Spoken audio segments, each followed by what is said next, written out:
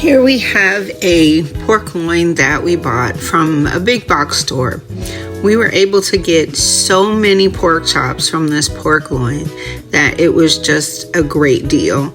This pork loin cost us about $14, maybe a little more than $14, I think $14.35. And as you can see here, my husband's just cutting them up into chops.